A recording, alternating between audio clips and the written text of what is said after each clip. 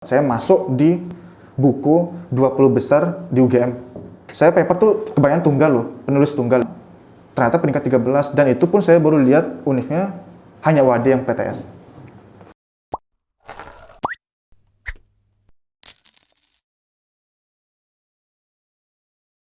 Oke, assalamualaikum warahmatullahi wabarakatuh. Perkenalkan, saya Mujid. Kali ini kita ada di sesi podcast Suara Matematika. Nah, pagi ini alhamdulillah kita telah kedatangan guest star atau bintang tamu. Ya, beliau juga adalah kakak tingkat saya di Prodi Matematika Universitas Ahmad Dahlan. Mungkin untuk selanjutnya biarkan beliau yang memperkenalkan diri. Silakan Kak Ayubi. Baik, assalamualaikum warahmatullahi wabarakatuh. Perkenalkan, nama saya Ayubi Ahmad. Saya mahasiswa Matematika UAD angkatan 2016. Dan baru saja kemarin saya dinyatakan lulus pada tanggal 30 Januari 2021. Jadi selama ini saya menempuh hanya dikatakan telat juga ya, 4,5 tahun. Tapi untuk predikat yang tertinggi alhamdulillah telah dicapai. Alhamdulillah. Oke. Kesibukan saat ini apa, Kak? Kesibukan untuk akhir-akhir ini setelah lulus atau kesibukannya untuk saat ini ya mungkin masih baru fresh graduate ya, masih baru lulus. Jadi saya hanya bisa baca-baca materi untuk mengisi waktu aja lah gitu. Soalnya saya kan mau balik kampung tapi jadinya mengisi waktu untuk baca-baca jurnal dan membuat jurnal juga. membuat jurnal. Oke. Mungkin kita flashback dulu. Kita bercerita sebelum awal kuliah. Kita flashback sebelum memilih jurusan matematika. Nah, awal di SMA itu bagaimana ceritanya bisa memilih jurusan matematika, atau mungkin diceritakan dulu Kak ke kita mungkin. Karena mungkin saya memiliki 4 saudara ya, 3 saudara saya juga jurusan matematika semua gitu. Keluarga matematikawan ya. Nah, tapi orang tua enggak, sama sekali enggak. Tapi di sini kenapa saya milih matematika, karena dari semua pelajaran yang saya paling minati itu adalah matematika. Dari SD sampai SMA itu pasti nilai yang paling aman itu matematika. Jadi mungkin itulah suatu senjata bagi saya gitu ke depannya. Maka dari itu saya memilih matematika. Ya, oke. Nah, awal SMA apakah langsung pilih, kan kita sekarang berada di Universitas Ahmad Dahlan, apakah langsung masuk memilih prodi matematika di Universitas Ahmad Dahlan, atau ada cerita menarik nggak Kak seputar awal perjuangan untuk masuk di dunia perkuliahan? Oke, terhitung saya ini telat 1 tahun ya. Soalnya gini, tamat SMA saya masuk di kuliah penerbangan dulu. Oh, penerbangan. Penerbangan selama 1 tahun. Jadi udah dapat license. Kemudian udah dapat license, tapi bukan pilotnya, bagian yang pengecekan barang, yang sensor itu. Nah, itu jurusan saya. Itu di mana Kak? Di Bandara Ngurah Rai, Bali. Oh iya. Jadi waktu itu kan udah license, masuk kerja, tingginya itu minimal 170. Sedangkan saya tes di puskesmas itu 172. Ketika di tempat kerja itu ternyata tinggi saya 169 gitu, kurang lebih 1 cm. Jadi dari itu saya memutuskan untuk ya udahlah banting setir. Saya sempat juga daftar STAN juga nggak lolos. STAN di tahun 2016 kayaknya. Oh, sama. Awal 2016. Sama-sama. Itu saat itu kalau nggak salah pendaftar jumlah pendaftarnya di seluruh Indonesia 120.000 saat itu. Yang diterima kebetulan di 2016 itu ada penambahan kuota yang awalnya dari 6.500 ke 6.900 kalau nggak salah, sehingga memang saat itu lagi tren-trennya juga tentang STAN itu, ikatan dinas. Nah, setelah itu langsung memilih jurusan matematika berarti ya Kak? Enggak, dulu masih SBMPTN. Masih SBMPTN. Nggak lolos juga. Nggak lolos. Incarannya prodi? Yang pertama salah formasi. Yang pertama saya Brawijaya Matematika. Oh, Brawijaya Matematika. Kemudian yang kedua Universitas Udayana Akuntansi. Kemudian yang ketiga Fisika UGM. Itu nggak tahu, itu saya kan nggak tahu, saya masalah formasi itu nggak tahu. Jadi gagal. Nah, kalau Kakak sendiri, kalau saya tanyakan, memilih universitas favorit atau prodi favorit? Prodi favorit. Prodi favorit. Alasannya? Karena gini, kita itu kuliah dimanapun bukan univnya yang dilihat. Karena kita kuliah kan pasti masuk prodi, bukan masuk kampus itu loh. Mau univ apapun, tapi kalau udah prodi yang kita inginkan pasti itu lebih penting bagi saya. Oh, jadi lebih baik di prodi yang diinginkan Mm-mm. ketimbang univ yang diinginkan, tapi prodinya bukan passion gitu ya Kak. Oke. Iya. Nah, kita langsung masuk ke awal semester nih Kak. Nah, tentunya matematika itu kan pelajaran yang sulit, terutama lagi Kakak ini sudah nganggur ya, istilahnya gap year 1 tahun. Nah, itu ada kesulitan nggak di awal-awal semester saat masuk Awal dunia semester matematika?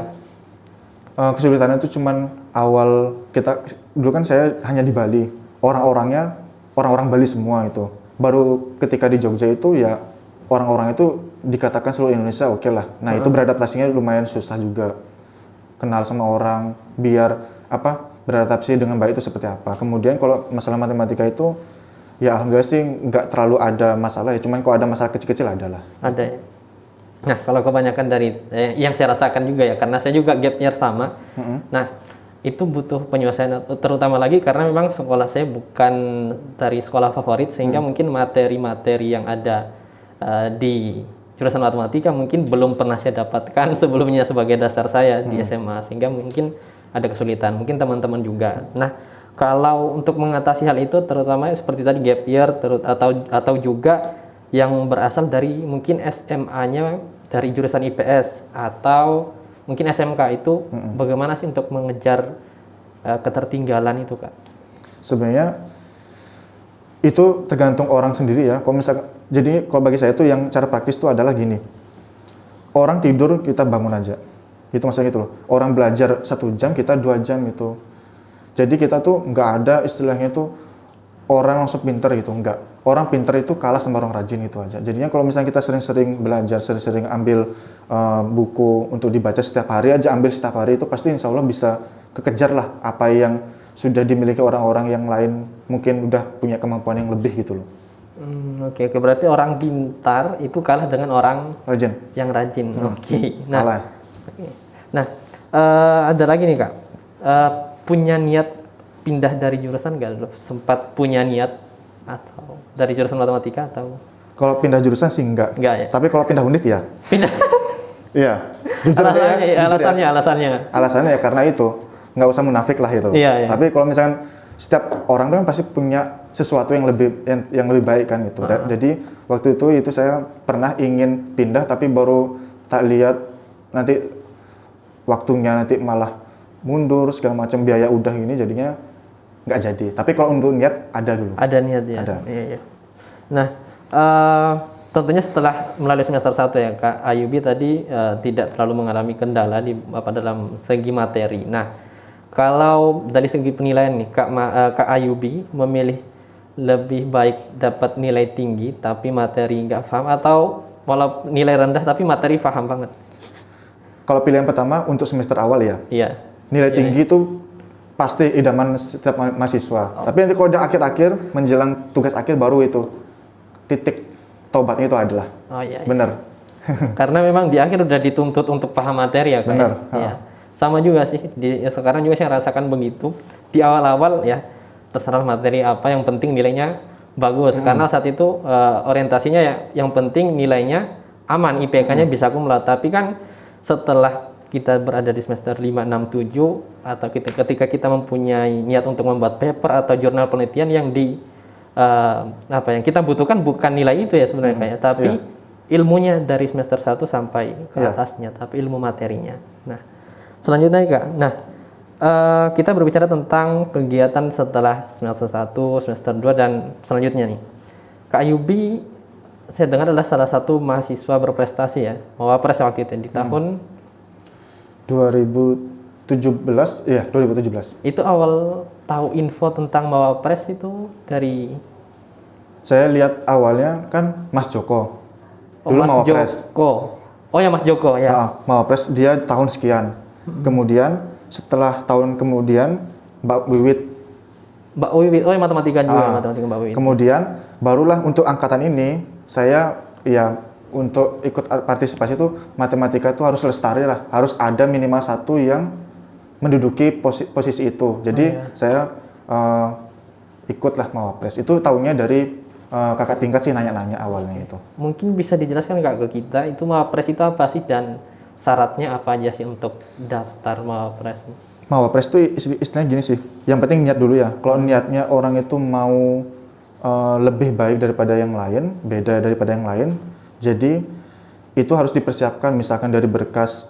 Nanti adalah berkasnya itu, tapi kayaknya saya udah lupa sih berkasnya apa aja ya. Tapi yang penting itu nanti ada gini, disuruh buat karya tulis ilmiah, diangkat dari tema yang udah yang disediakan. Kemudian nanti kalau misalkan ada prestasi yang segala macam, itu dilampirkan saja.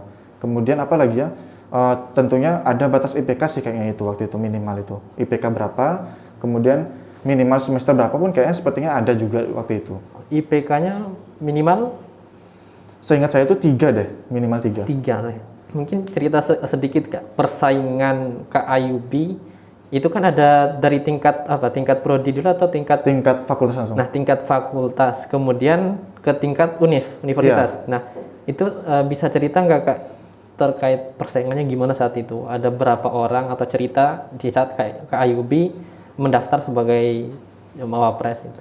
Waktu tingkat fakultas tuh saya nanya-nanya sih ya, ada 3 orang tingkat fakultas, biologi, matematika. Biologi 3? Biologi 2, habis itu saya 1, jadi 3 orang doang. Fakultas ya? Iya, jadi ya itu, waktu udah seleksi, ternyata saya peringkat 2, dan selisih poin itu dari peringkat 1 sama yang peringkat saya itu jauh banget, tapi yang peringkat 2 sama yang peringkat 3 itu selisihnya dikit sekali gitu. KIUB peringkat 1? Peringkat 2 saya. Peringkat 2? Itu yang tingkat univ? Fakultas itu. Oh, fakultas. Kemudian yang univ, saya ikut itu dicari 20 orang kalau nggak salah itu. Mau ikut, nggak jadi saya mundur. Karena apa? Waktu itu hari hanya itu bentrok sama ujian gitu, ujian harian itu loh. Jadinya saya lebih baik tinggalkan itu aja lah itu, nggak apa-apa lah itu. Berarti saat itu memilih untuk mengundurkan diri ya? Itu di 20 besar? Iya. Dan saya tanya yang juara 1 pun juga mundur dia juga, nggak ikut juga dia. Tingkat univ itu nggak ikut. Kemudian yang juara 3 juga saya tanya, nggak ikut juga dia. Nggak ikut? Yang dari FAS tuh mundur semua itu. Nggak tahu. Alasannya sama? Nggak tahu itu. Ada yang alasannya katanya bahasa Inggrisnya nggak bisa gitu. Oh ya, karena memang kalau untuk Mawapres itu saya pernah lihat juga ya, Agil itu mahasiswa angkatan 18 juga itu setelah membuat jurnal ternyata di tingkat univ dia harus mempresentasikan jurnalnya atau karya tulisnya dengan berbahasa Inggris. Nah, kalau seandainya nih kalau KIUB saat itu tidak ada ujian harian, KIUB maju. Tetap maju. Oke. Nggak, itu masalah kalah menang tuh belakang lah. Oke. Gitu. Nah, mungkin saran nih atau ada pesan nggak buat teman-teman terkait ini kan ada udah angkatan 19, sekarang udah angkatan 20. Nah, untuk Mawapres apa sih yang harus sebenarnya disiapkan oleh teman-teman Kak? Jadi gini aja, saya kasih tahu ya, untuk yang mahasiswa baru, kalau mau aman, IPK-nya tinggi, tiang paling besar itu di bawah. Kalau semester 1-nya itu udah IPK-nya kecil, nanti di atas tuh susah buat naikinnya. Soalnya nanti di atas itu ya, misalkan meskipun 3 SKS tuh dapat nilai A, nanti dia naiknya pasti 0,01. Itu susah banget, jadi harus semester 1 sampai semester 2 tuh IPK-nya aman. Jadi untuk Mawapres juga harus IPK-nya nanti dari awal itu harus aman lah gitu. Jangan sampai hancur-hancur banget gitu. Itu yang paling penting pokoknya. Untuk bahasa Inggris? Bahasa Inggrisnya sebenarnya otodidak bisa ya. Bisa otodidak ya. Sekarang udah banyak platform belajar ya Kak ya. Ada bisa kita download dictionary, terus bisa belajar lewat YouTube juga ya. Sekarang udah banyak wadah untuk belajar. Tergantung dari kita sih Kak ya. Benar. Untuk mau atau tidaknya. Nah, selanjutnya nih Kak, kalau tadi kita berbicara tentang prestasi Mawapres ya. Nah, untuk prestasi kuliah sendiri. Nah, untuk cum laude ini Kak. Cum laude ini itu batas nilainya berapa Kak? IPK cum laude Kak? Gini ya. Ketentuannya dulu ya. Ya, ketentuannya. Saya pernah lihat di UGM itu ketentuannya gini. Kalimatnya beda sama di UAD tapi maknanya sama. Itu kalau di UGM itu kalau nggak salah tidak melebihi 10 semester. Tidak melebihi 10 semester. Gitu dulu. Oke. Tidak melebihi 10 semester, kemudian di atas 3,50. 3,51 udah terhitung, tapi 3,5 tuh enggak. Oh, 3,50 tidak terhitung cum laude? Enggak. Oh. 3,51 udah termasuk. Itu. Kemudian kalau di UAD tidak melebihi 5 semester. Sama kan itu? 5. Oh ya, sama Ya, 5 ya. sama, Ya, cuma sama. beda kalimat aja. 5 tahun ya? Iya, 5 5 tahun. tahun ya. Kemudian IPK-nya sama lah, 3,51 ke atas. Oh, oke. Berarti Kak Iba masih termasuk saat ini ya? Alhamdulillah. Alhamdulillah. Berarti itu teman-teman, tadi kalau ingin mendapatkan predikat cum laude atau ya cum laude tadi harus kurang dari 10 semester ya, Oke. atau maksimal 5 tahun. Ah, Nah, kemudian IPK di atas 3,50. mm-mm. Nah, saya juga pernah mendengar nih Kak, apakah nilai D dan E itu akan menjadi masalah ketika kita mendapatkan predikat cum laude tidak atau mendapatkan predikat Nggak masalah ya, tapi kalau itu kayaknya parah itu udah. parah ya? Itu udah parah. Tapi kalau misalnya gini, saya dengar dari kakak tingkat tuh, ketika udah semester akhir, udah sekian, nanti ada nilai D itu boleh, tapi dengan syarat harus berapa persen dari total yang diambil gitu katanya. Tapi kalau bagi saya tuh gambaran kasarnya tuh ya 2 lah nilai D-nya itu. 2 nilai D ya. Tapi bagi saya tuh orang cum laude tuh nggak ada nilai D. Tapi dalam peraturan tertulis ada nggak terkait? Kayaknya kalau yang E mungkin ada kayaknya. Ada ya? E. Iya kan ya. Kalau ini Kak, ngulang. Nah, kita kan biasa ada teman-teman juga bukan ujian ulang ya, tapi mengulang mata kuliah. Nah, itu apakah bisa menghilangkan predikat cum laude juga walaupun dia memang IPK-nya di atas 3,51, 3,50 Kak? Nggak ngaruh kok. Saya juga pernah ngulang kok. Oh, jadi ngulang itu tidak berpengaruh ya pada Nggak ngaruh. cum laude. Oh ya, jadi teman-teman nggak apa-apa karena masih ada dari teman-teman juga yang khawatir, masih banyak yang bertanya juga kok. Oh. Kalau saya ngulang materi ini bisa cum laude nggak ya Kak? Masih. Nah, ternyata itu masih bisa. Nah, selanjutnya nih Kak. Nah, kita kuliah terus ke IUB juga di luar ada kegiatan nggak Kak? Di luar Secara organisasi nggak ada. ngajar iya. Ngajar Iya. ngajar apa ya? Les ya? Bimbel ya. Bimbel. Oke. Kak Ayubi mengajar bimbel di luar, terus kuliah, terus juga berprestasi membuat jurnal-jurnal juga ya Kak? Iya, alhamdulillah. Oh ya. Itu cara mengatur waktunya gimana Kak? Dari Kak Ayubi sendiri nih, kalau mungkin bisa dibagikan kepada Waktu teman-teman. dulu kan saya persada 2 tahun ya. Semester 1 sampai semester 4. Itu nggak bisa ngapa-ngapain itu memang. Jadi kalau dikatakan prestasinya cuma mau pres doang itu. Kemudian keluar dari situ, baru saya ambil kesibukan. Dan alhamdulillah waktu itu 4 bimbel itu saya ambil. 4 bimbel. Itu hampir nggak ada waktu sih ya. Habis itu saya cuma gini aja sih, kuliah. Selesai kuliah itu kan kosong. Saya pakai cuma 2, makan sama sholat aja. Kemudian setelah itu kalau ada jam ngajar bimbel, jam ngajar bimbel gitu. Kemudian setelah itu kan masih ada waktu malam itu pasti. Jadi kalau itu ngerjain tugas segala macam atau belajar untuk besok. Kalau itu udah clear, baru buat paper itu. Oh, oke. Jadi time manajemennya seperti itu ya Kak? Ya, cuma Jadi gitu itu Kak Ayubi buat jadwal atau gimana? Enggak sih. Enggak. Jadi itu tadi kuliah jalan, kerja juga sebagai pengalaman kerja ya Kak? Iya. Jalan juga dan tadi di malam harinya dimanfaatkan untuk membuat paper ya. Nah, mungkin ini Pak terkait paper ya. Paper itu atau jurnal-jurnal. Kak Ayubi sendiri udah membuat berapa paper atau jurnal? Kalau yang udah terbit, yang di Google ada 4 ya. 4. Yang pertama UAD, Fazi. Kemudian yang di UNY itu kriptografi. Kriptografi itu tanda. Saya ambil tema gini, V-Generate Cipher, tapi diterapin di MATLAB kayak gimana? Itu kayak sandi-sandi gitu. Kemudian yang ketiga di Muhammadiyah Purworejo. Itu pemodelan matematika untuk memprediksi seberapa besar sih pertumbuhan penduduk di Indonesia besok ke depannya seperti apa. Kemudian yang keempat, saya masuk di buku 20 besar di UGM. 20 besar di UGM? Ya, dulu kan waktu itu yang di UGM itu lomba sekaligus seminar. Jadi yang dicari itu kan syaratnya mahasiswa S1, 2, 3. S1, S2, S3 matematika Indonesia. Kemudian saya masuk, pertamanya kan abstrak dulu. Abstrak masuk 20 besar. Oke. Kemudian baru seleksi full paper. Full paper itu ternyata baru saya diadu waktu di sana presentasi di hadapan dosen UGM. Jadi saya lihat poin itu ternyata masuk peringkat 13 dari 20. Dan itu pun setiap paper kan ada bertimnya, ada 3 orang, ada 2 orang, tapi saya sendiri tunggal. Sendiri. Saya paper tuh kebanyakan tunggal loh, penulis tunggal itu. Iya. Kemudian baru pengumuman, ternyata peringkat 13, dan itu pun saya baru lihat univnya hanya Wadi yang PTS. Yang lainnya tuh dari ITS segala macam itu. Gitu. Udah ya. Anu Kak, terkait itu abstraknya apa isinya? Di UIN ada juga. UIN. UIN. Tapi kan negeri ya? UIN. UIN suka. Oh, UIN suka. Ya, bareng sama negeri Bu juga. Siva itu. Satu-satunya saya paper yang collab sama dia. Dengan dosen ya? saat Iya. itu. Dan yang mau terbit nanti di UIN lagi. Internasional itu. Itu akan terbit lagi? Lagi OTW. Lagi OTW ya? Kemudian jurnal udah 3 di Patimura. Sunan Kalijaga juga ada.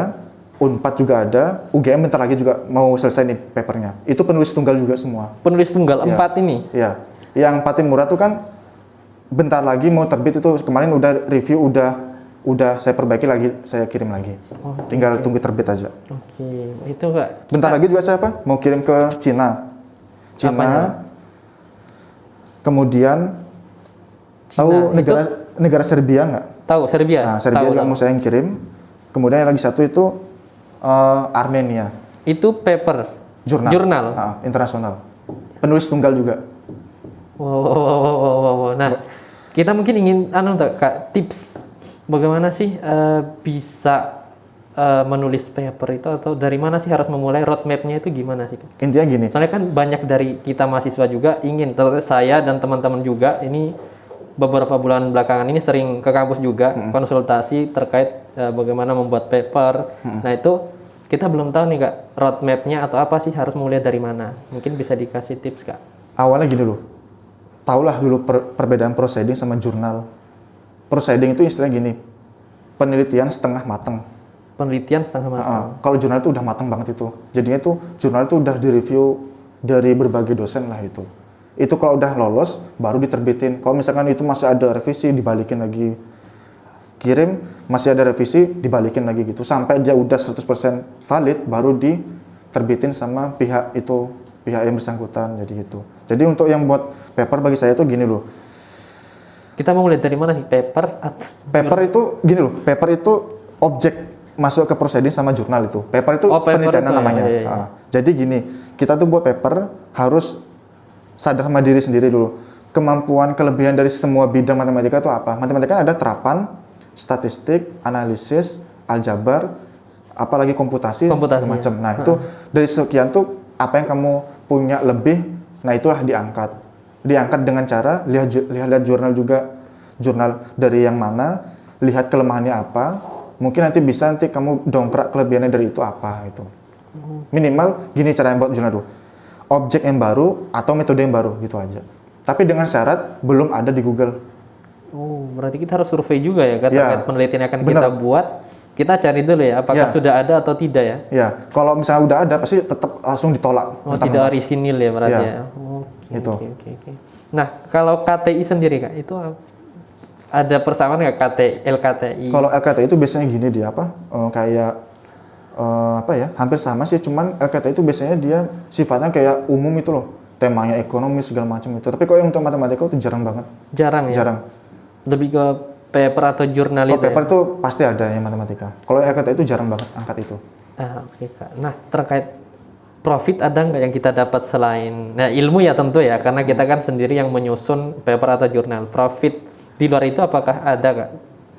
Bagi diri sendiri dulu ya. Iya, bagi diri sendiri. Pasti beda sama yang lain, teman-teman yang lain. Percayalah, pasti. Kemudian yang kedua, itu pasti merembet sama dosen. Iya. Orang dulu, saya nggak sebut nama dosen ya. Iya. Ada dosen saya bilang ini, Mas, waktu ngajar lu ya ke bangku saya, Mas, siapa yang ngajar buat seperti ini gitu. Tapi saya bilang dosen ini, oh gitu. Ya udah lanjutin. Kemudian ada lagi dosen bilang, Mas, baru kali ini saya punya mahasiswa yang udah bisa bikin ini gitu. Ada yang bilang gitu. Ada yang bilang gitu. Jadi dari teman lebih adalah poin begini plusnya di dosen juga ada. Dan nanti ke depan itu di nyari kerja juga nanti benar-benar Kepake itu. Soalnya nanti kan di sana masuk ke portofolio itu apa yang kamu udah sumbang sih ke masyarakat Indonesia lah, istilahnya kayak gitu. Oke. Masuknya di sana nanti dia. Terutama S2 ya Kak, kalau nggak salah kalau kita ingin mendapatkan beasiswa kita harus mengirimkan penelitian juga ya kan? Iya. Penelitian yang sesuai dengan jurusan yang akan kita ambil ya kan? Iya. Nah, Kak Ibu sendiri apakah punya planning untuk melanjutkan S2 atau long term goals-nya Kak Ayubi untuk saat ini apa sih? Kalau lanjut tuh pasti ya. Lanjut pasti. Pengen banget gitu. Tapi nanti untuk kapannya nggak tahu, masih belum. Tapi kalau misalkan pengen, iya pasti. Pengen banget rasanya. Gitu. Oke. Nah, dalam perkuliahan atau juga meraih prestasi itu ada motivasi tersendiri nggak yang membuat Kak Ayubi, oh saya harus dapat nilai segini nih, kuliah harus sungguh-sungguh nih, saya harus berprestasi nih buat ini. Itu ada motivasi apa dari Kak Ayubi? Yang memotivasi Kak Ayubi itu apa? Awalnya sih nggak ada gini ya, saya tuh jalan-jalan aja lah itu. Dan akhirnya pun juga saya cum laude juga nggak kepikiran. Oh, Setelah lulus punya paper sekian banyak tuh nggak kepikiran juga. Nggak Jadi kepikiran. yang penting lakukan yang terbaik lah selagi ada kesempatan. Gitu aja intinya sih. oh bagi saya. pikirkan apa yang bisa lakukan dengan maksimal sekarang. Ha-ha. Oh, oke. Nah, Kak Ayubi kan ini, kalau seandainya kita saat ini kan memang kita berada di universitas swasta nih Kak. Pertama atau sampai sekarang ada rasa minder nggak ketika kita bersaing di luar Kak? Awalnya iya, awalnya iya. agak minder. Cuman lama kelamaan, akhirnya waktu kayak saya kan pengalamannya sering seminar ya, jadi pemakalah gitu presentasi. Jadi awal saya ikut pemakalah tuh satu ruangan sama gini loh, mahasiswa Universitas Indonesia UI pernah, sama ITB pernah. Jadi dari situ lama kelamaan rasa minder tuh hilang. Ternyata baru saya pikir tuh semua mahasiswa itu sama, cuman yang membedakan tuh covernya aja gitu. Cover dalam artian di sini univnya gitu. Banyak orang nilai dari univ ini pasti lebih gini, tapi itu enggak. Berarti- Itu kembali semuanya dari individu itu. Oke, berarti perguruan tinggi tidak menentukan kualitas mahasiswanya juga ya? Iya, Kembali lagi ke mahasiswa itu sendiri ya, apakah dia mau berkembang atau tidaknya ya? iya. Oke. Itu teman-teman berarti apa? Kualitas diri kita itu yang menentukan ya diri kita, bukan dari kampus kita ya. Kita yang harus mengeksplor lagi terkait apa yang kita bisa ambil dari prodi atau jurusan kita. Dan ini lagi ada, saya lihat di Instagram tuh penting ini. Zaman dulu kampus itu besar dibesarkan oleh mahasiswanya. Oke. Sekarang mahasiswa besar karena kampusnya. Gitu, kebalik sekarang. Iya. Yang lebih bagus tadi yang di awal. Kita membesarkan nama kampus dengan nama kita. Nah, untuk harapan terakhir nih Kak, harapan untuk diri Kakak sendiri dan juga adik-adik mahasiswa matematika. Harapan diri sendiri sih ya semoga kedepannya bisa lebih baik lagi. Dan saya juga sampai mati pun tetap membawa alma mater UAD. Soalnya apa? Di riwayat di CV nanti tercantum. Iya. Ditanya masyarakat umum juga iya. Ya juga saya berharap bisa memberikan sumbangsih ke masyarakat umum dengan ilmu yang sudah saya dapatkan di matematika UAD. Dan untuk adik-adik yang mahasiswa baru, pintar-pintarlah cari teman. Soalnya teman itu pengaruhnya besar banget. Kalau teman malas, ikut-ikutan malas gitu loh. Jadi berpikiranlah dewasa itu. Jadi kalau misalkan adik-adik pengen maju, temananlah sama orang-orang yang maju gitu loh. Oh, iya. Jangan ikut-ikutan teman kesini, ikut kesini. Tapi itu pikir dulu, kalau itu positif, oke, ikut aja. Nanti kalau misalnya negatif, ditinggalin nggak apa-apa. Itu aja sih sebenarnya. Harapannya itu bisa mendongkrak matematika ke depannya lebih baik lagi. Oke, itu juga buat teman-teman semua matematikawan ya, yang selanjutnya kita bawa alma mater UAD dan teruslah berprestasi, jangan sampai terpengaruh dengan lingkungan sekitar ya Kak. Oke. Ya mungkin itu yang bisa kita gali pada sesi kali ini. Nah, mungkin terakhir Kak Ayubi ada kesan-pesan yang akan disampaikan di sesi 1 podcast kali ini, dan Hima juga terkait Hima. Tapi gini, untuk pesannya itu mahasiswa baru 2020 ini dan yang mendatang itu harapan saya itu bisa lebih baik lagi dalam artian gini.